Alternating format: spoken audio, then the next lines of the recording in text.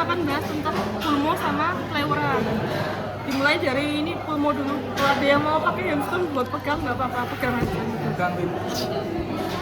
Siapa tahu keluar respons enggak?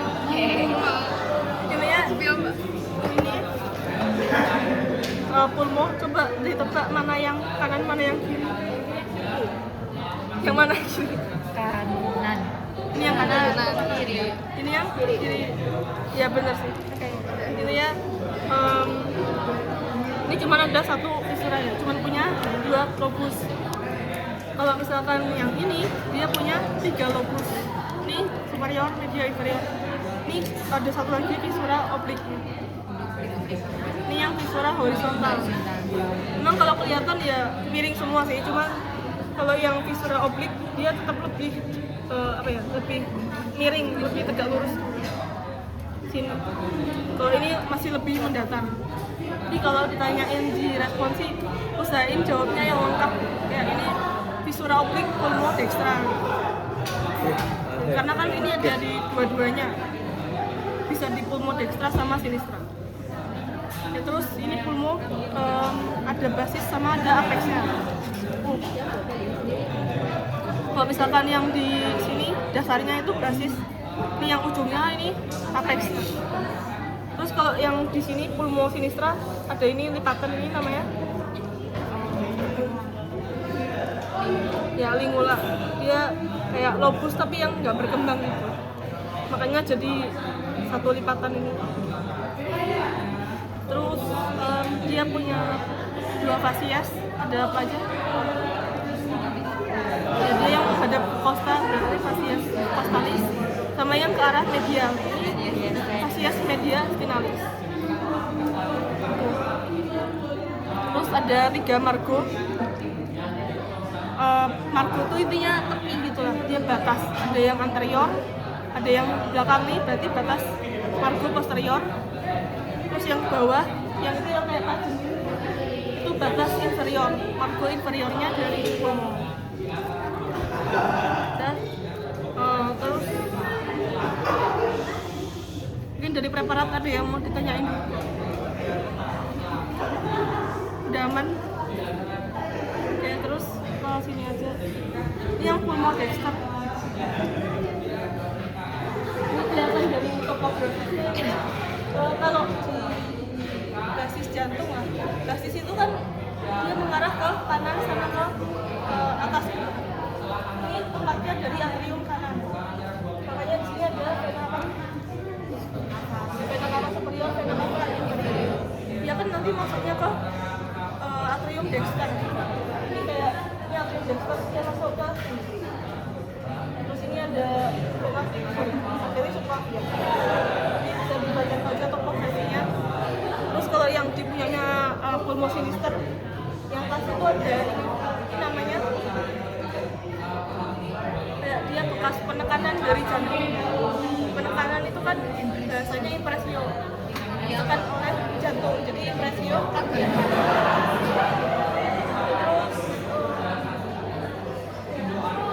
tempatnya ventricle. Dari ventricle sini itu kan ke aorta.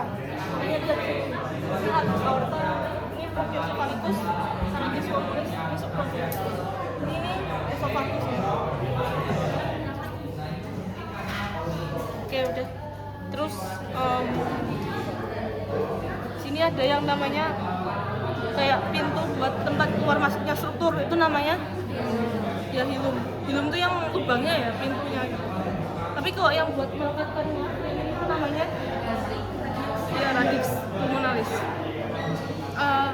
Radix itu kayak bahasanya akar gitu lah. Jadi kayak dia menopang biar melekatkan strukturnya. Terus ada juga yang dia tuh memanjang sampai ke bagian inferior, itu namanya ya ligamentum pulmonalis yang ini lah. Ya dia sampai ke bawah, jadi membantu biar menstabilkan yang terutama lobus inferior. Jadi kayak waktu pergerakan dia tetap stabil gitu strukturnya. Terus bisa dibaca-baca di apalin ini juga apa struktur yang keluar masuk dari hilusnya. Kalau yang di pulmo dexter itu yang paling atas yang ini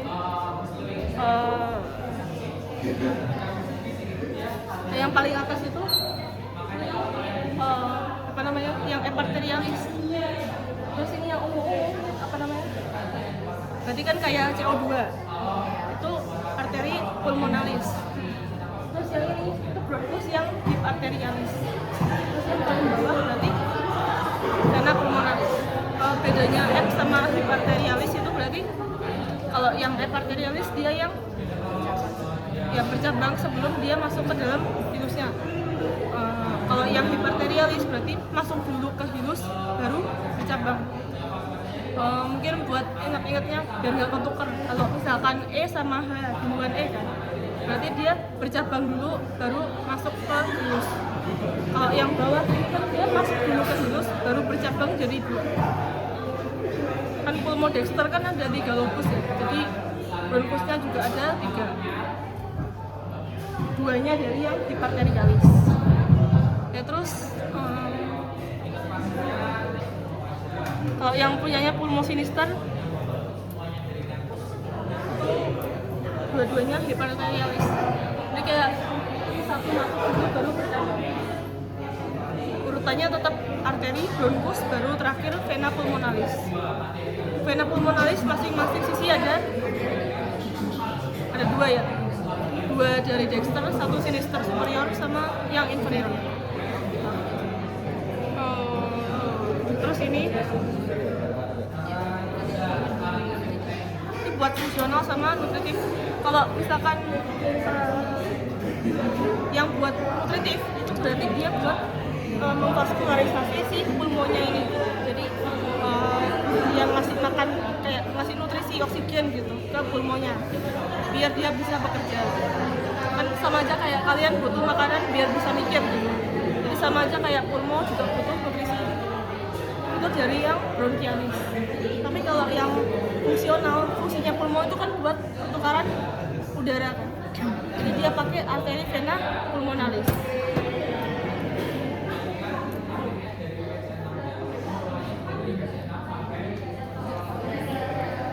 Terus kalau nodi limfatikin di tengah-tengah ini kan ada trachea.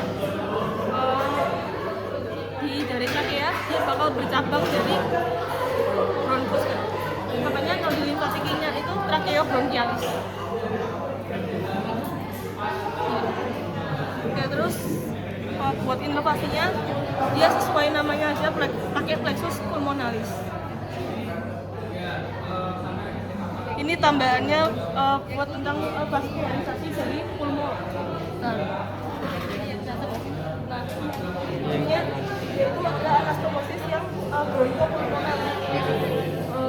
Maksudnya ya berarti ada hubungan atau siang antara yang vaskularisasi bronchial sama yang punyanya pulmo ini.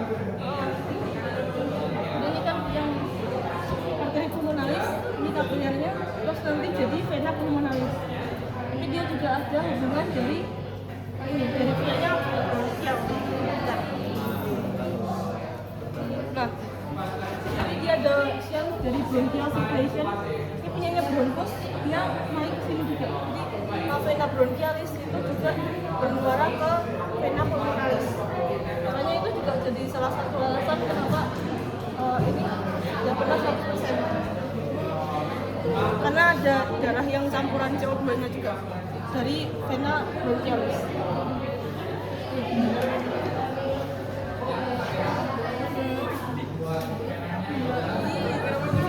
Ini buat yang sarafnya itu pakai plexus pulmonalis. Yang dia tuh di sini daerah ininya plexus anyaman. Terus buat lapisannya, pleura itu kan ada 2 lapisan sama kayak jantung. Dia ada yang lapisan parietal sama ada yang visceral.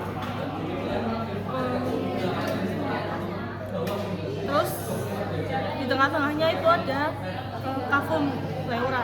Isinya cairan serus. Ininya dia kayak buat pelumasnya biar si pulmo ini gerakannya tetap lancar gitu. Kayak nggak seret. Terus kayak analoginya kayak oli gitu lah. Dia membantu biar gerakannya lancar. Terus ini ya bisa dipahami sendiri intinya yang nempel sama tangan kayak organ gitu, yang nempel langsung itu yang visceral, kalau yang luar parietal. Terus tengahnya ada cairan. Terus ini udah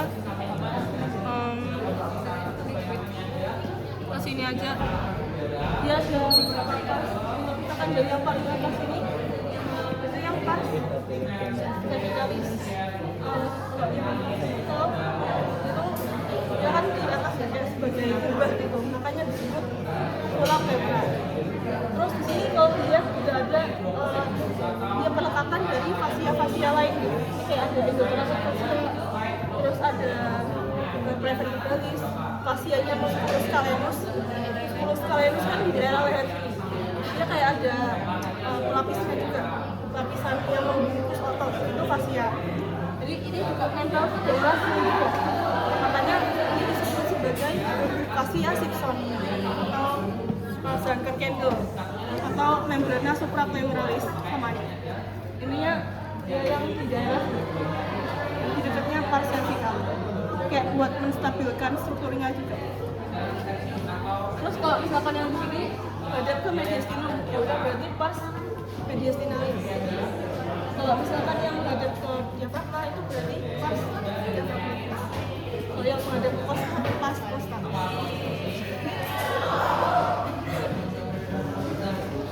Oke, terus terakhir ini ada yang dia resesus itu kayak tulang potensial, jadi dia kosong dan bisa diisi cairan sama pulmun. Pleura itu nggak benar-benar menyesuaikan bentuk dari lepas sama paru-parunya aja gitu. Dia ada ruangan ekstranya gitu. Jadi masih bisa diisi lagi gitu, ruangan potensial. Ini ada yang di bawah sini resesus postur diafragmatika akan menghadap ke bawah, sama ada yang ke arah mediastinum, berarti namanya resesus mediastinum. Bayangin aja kayak misalkan lagi berdiri atau lagi duduk kan gravitasi bakalan menarik cairan biar ke bawah gitu. Jadi cairan serosalnya itu bakalan numpuk di sini. Tapi kalau misalkan lagi tiduran kan sejajar gitu kan, jadi cairannya bisa masuk ke atas ke daerah sini.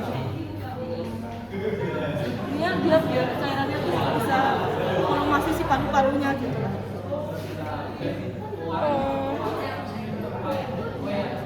Sama satu lagi tentang vaskularisasi, itu ya dia beda buat yang pleura parietal sama visceral.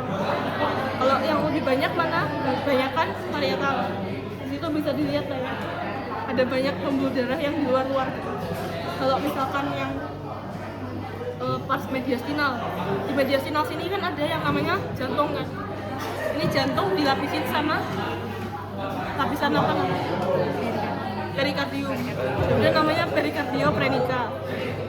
Terus kalau misalkan yang di daerah pars diafragmatika, itu kan diafragma itu nama lainnya pren.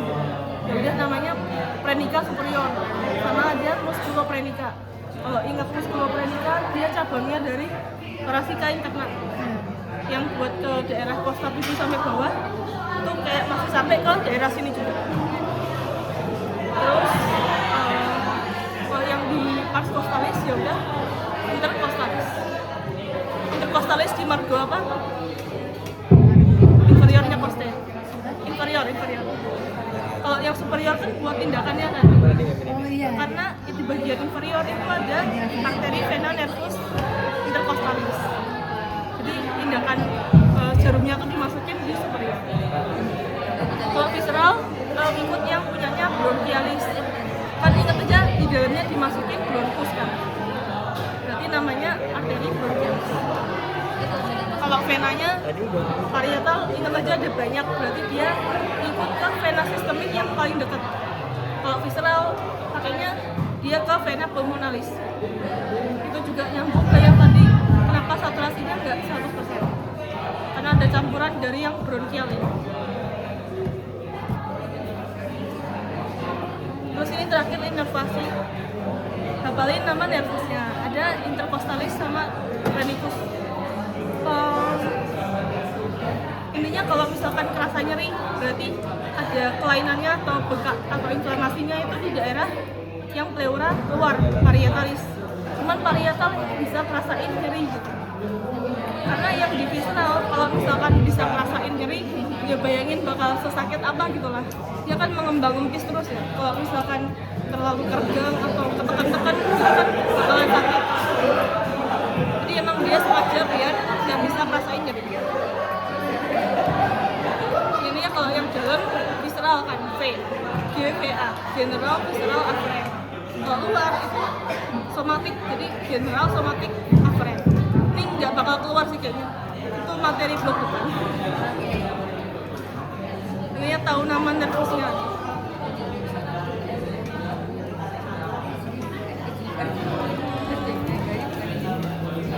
Udah itu aja, ada yang mau ditanyain nggak? Kalau mau pegang atau foto ambil aja. Ini tahun lalu masuk nggak Mbak? Aku lupa jujur gak ingat. Aku tipe orang yang datang kerjakan lupakan deh. Jujur gak tahu. Cuman pernah keluar tuh kayak banyaknya perin-perinan gitu. Oh.